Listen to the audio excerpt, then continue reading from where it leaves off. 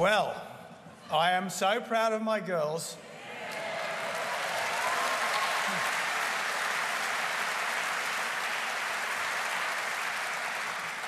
I'm proud of the family which has given me so much. I am so proud of my team, and I am so proud of our country.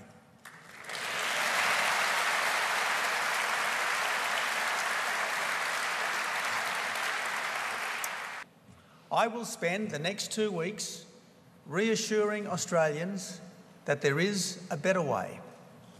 But Mr Rudd, he will spend the next 2 weeks trying to scare you about what might happen if he doesn't keep his job. Mr Rudd thinks that this election is all about him. Well, it's not about him and it's not about me. It's about you and how a better government can help your family and make your job more secure. On day one of an incoming coalition government, I will instruct the public service to prepare the carbon tax repeal legislation.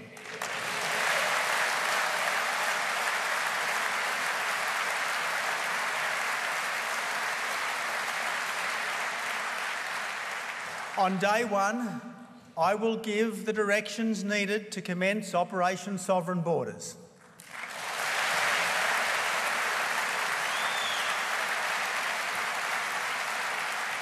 On day one, the Clean Energy Finance Corporation will seek making non-commercial loans with taxpayers' money.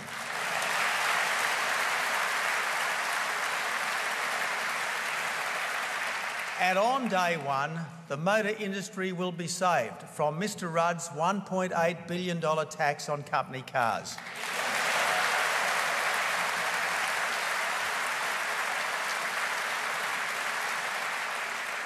From day one, it will be obvious that Australia is under new management and that once more Australia is open for business.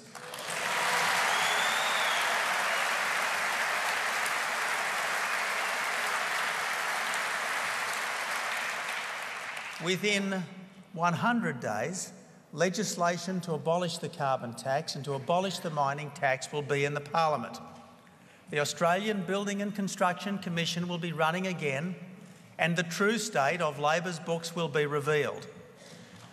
The National Broadband Network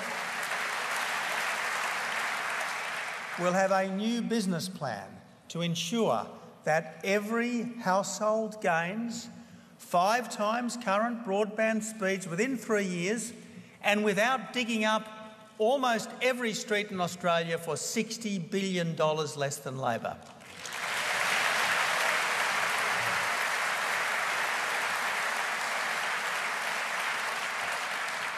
By the end of a coalition government's first term, the budget will be on track to a believable surplus. The WestConnex in Sydney, the East-West Link in Melbourne, the Gateway upgrade here in Brisbane, the North-South Road in Adelaide and the Swan bypass in Perth will be well and truly underway. A standing Green Army, rising to be 15,000 strong, will be working with councils, with farmers and with volunteers to clean up our polluted waterways and to restore our degraded bush.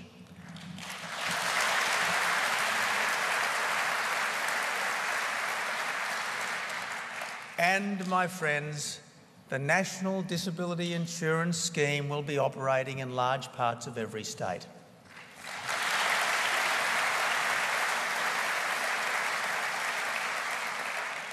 We won't shirk hard decisions. We've already announced $17 billion in sensible savings.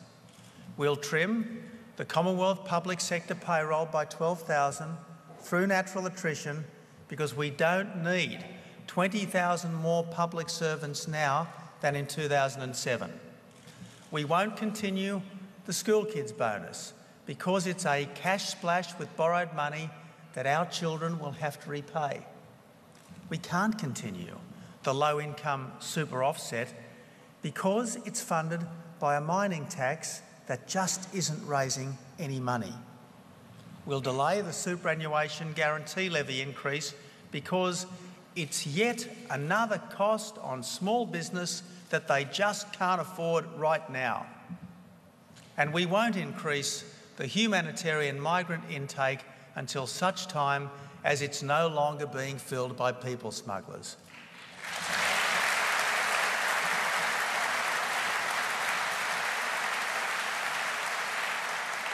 There will be no new spending under the coalition that's not fully costed and fully funded. That way, we can be confident that the budget will be brought back to surplus as soon as possible.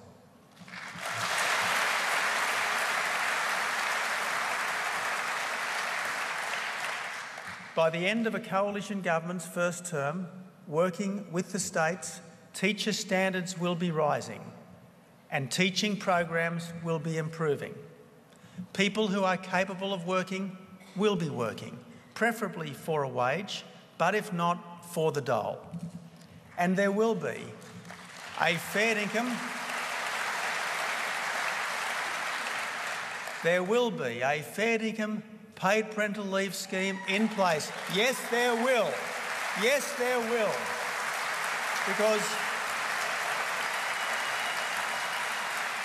Because factory workers and shop assistants deserve to get their actual wage while they are on leave, just like public servants do.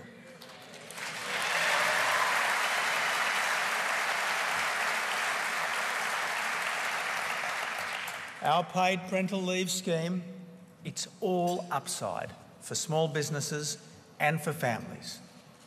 You know, we must be a country that rewards people for having a go, but we must never leave anyone behind. Never.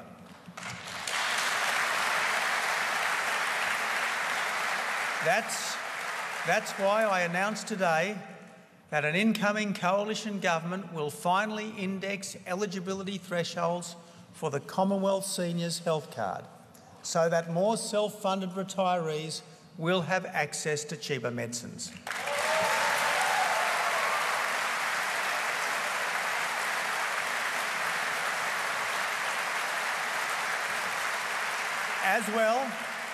As well, an incoming coalition government will commit an additional $200 million to dementia research to help the 300,000 Australians to have it today and to help the 900,000 at risk of having it in 30 years' time as our population ages.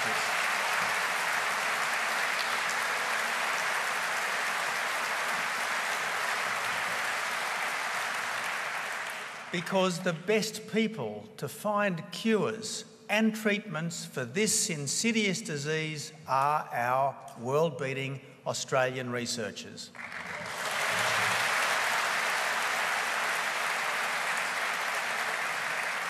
Finally, an incoming coalition government will help more young Australians to start a trade, to stay in a trade, and to finish a trade by giving apprentices access to a $20,000 loan like university students have.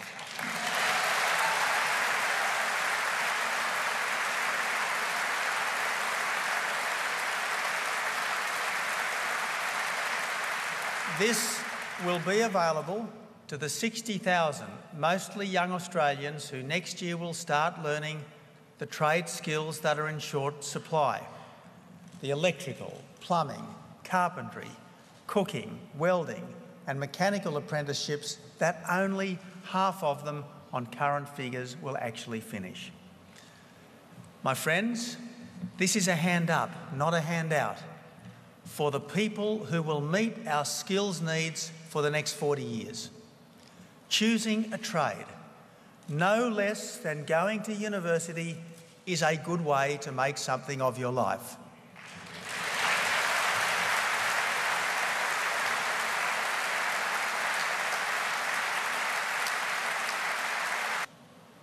I want us to be not just a richer society, but a better one.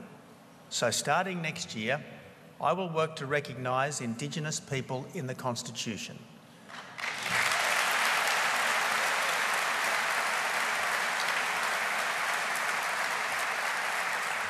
It's something that should have been done a century ago, and it would complete our Constitution rather than change it.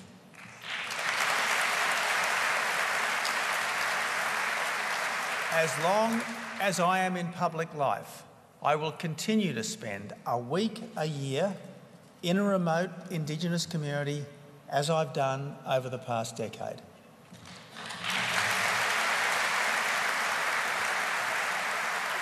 Because if these places are good enough for people to live in, they should be good enough for a Prime Minister to stay in.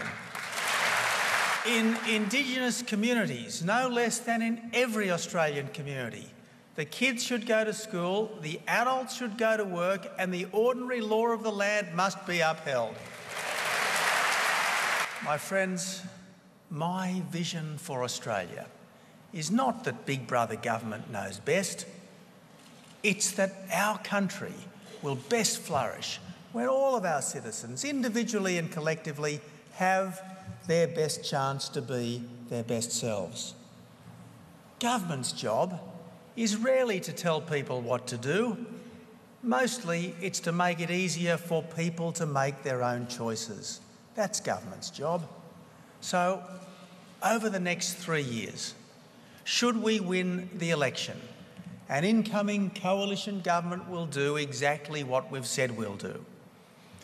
We will be a no surprises, no excuses government, because you are sick of nasty surprises and lame excuses from the people that you have trusted with your future. You know, it's performance, not promises, that will earn your respect. You know, it's actions, not words, that you are looking for. My friends, for the past 3 years, the coalition has had the same strong, united team and the same clear plans. You could trust us in opposition, and you will be able to trust us in government. We have the plan, we have the team, and we are ready. Choose change, and the last 6 years will soon seem like an aberration. Choose change, and we'll send a signal to people in authority that we can forgive honest mistakes, but not persistent incompetence and deception. Choose change, and there are a few problems that cannot be improved. But the only way to choose change is to vote for your Liberal and National Party candidates. For your family's sake, for our country, join us.